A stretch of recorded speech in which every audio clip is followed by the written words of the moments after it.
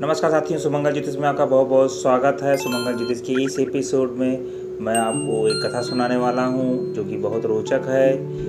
एक बार की बात है, वेदमाली नाम से प्रसिद्ध एक ब्राह्मण रहते थे जो वेदों और वेदांगों के पारदर्शी विद्वान थे।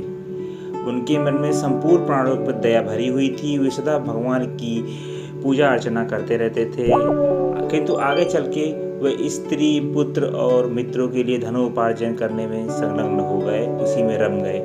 जो वस्तु नहीं बेचनी चाहिए उसे बेचने लगे। उन्होंने रस का भी विक्रय किया। वे चंडाल आदि से भी बात करते और उनका दान लिया करते थे। उन्होंने पैसे लेकर तपस्या और व्रतों का विक्रय किया और तीर्थ यात्रा भी वे दूसरों के लिए ही करते थे। यह सब उन्होंने अपनी स्त्री को संतुष्ट करने के लिए ही किया। विप्रवर इसी तरह कुछ समय बीत जाने पर ब्राह्मणों परिवार में उनके ब्राह्मण के 2 जुड़वा पुत्र हुए, इनका नाम था यज्ञमाली और सुमाली। ये दोनों बड़े सुंदर थे। पिता उन पर बहुत प्रसन्न रहते थे, बहुत स्नेह और वात्सल्य उनके ऊपर लुटाया करते थे। वेदमाली ने अपने उपायों से यत्नपूर्वक धन एकत्र किया और एक दिन मेरे पास कितना धन है इसकी गिनती करने लगा। उसको प्रारंभ कर दिया गिनना। उसका धन संख्या में बहुत ज़्यादा था। वह हर्ष से फूला नहीं समा रहा था।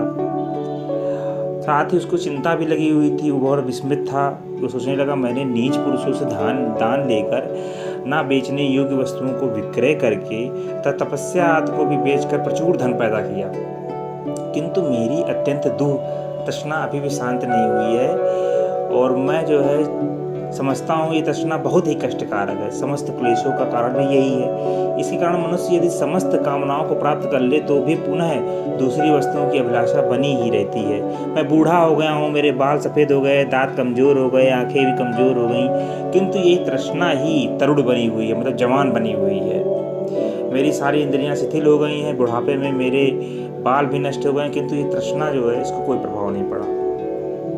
जिसके मन में कष्टदायिनी तृष्णा मौजूद है, विद्वान होने पर भी मूर्ख बना रहता है। अतः विद्वान पुरुष यदि शाश्वत सुख चाहता है तो तृष्णा को छोड़ दे। बल हो, तेज हो, विद्या हो, यश हो, सम्मान हो, नित्य वृद्धि हो रही और उत्तम कुल में जन्म हुआ हो तो भी यदि मन में आशा और तृष्णा बनी हुई है तो वह बड़े वेग से इन पर सब पर पानी फेर देती है और जीवन में सफलता नहीं प्राप्त करने देती। ब्राह्मण कहता है अपने आप से कि मैंने बड़े क्लेश से धन कमाया है, अब मेरा शरीर भी गल गया है, बुढ़ापे में मेरे बाल भी नष्ट हो गए हैं, अब मैं उत्साहपूर्वक परलोक सुधारने का प्रयत्न करूंगा।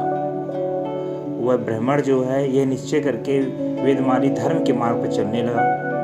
अपने द्वारा पैदा किए हुए उस धन में से उसने 2 भाग कर दिए। 2 भाग में तो ब्राह्मण ने स्वयं एक भाग रख लिया और एक भाग जो है अपने बच्चों के लिए कर दिया। अपने पापों को नाश करने की इच्छा से उसने जगह जगह पौषाले, पोखरे, बगीचे और बहुत से देव मंदिर बनवाए। गंगा जी के तट पर अन्नदान किया। वेदमाली ने ये सब सारे कार्य किए। अपने संपूर्ण धन का दान करके भगवान विष्णु की स्तुति में भक्ति भाव से हुए लग गया।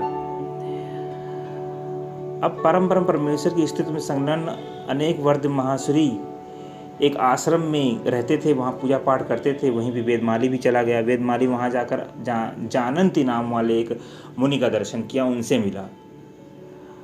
वह मुनि महान तेज की पुंज से दिखाई पड़ रहे थे और उनमें लग रहा था कि सम, दम आदि सभी गुण विराजमान हैं। राग आदि द्वेष से वे सर्वथा अभाव में थे। उनको मतलब ये राग द्वेष छू नहीं सकते थे। वेदमाली ने मुनि को देखकर उन्हें प्रणाम किया और उनके पास जाकर शिक्षा ग्रहण करने की जो है अनुमति मांगी। अनुमति मांगने पर जानंत मुनि ने उन्हें अनुमति दी। उनको बताया कि तुम प्रतिदिन सर्वश्रेष्ठ भगवान विष्णु का भजन किया करो, सर्वशक्तिमान श्री नारायण का चिंतन किया करो, दूसरे की निंदा नहीं करना, कभी चुगली नहीं करना तथा परोपकार में लगे रहो। भगवान विष्णु की पूजा में मन लगाओ और मूर्खों से मिलना जुलना छोड़ दो।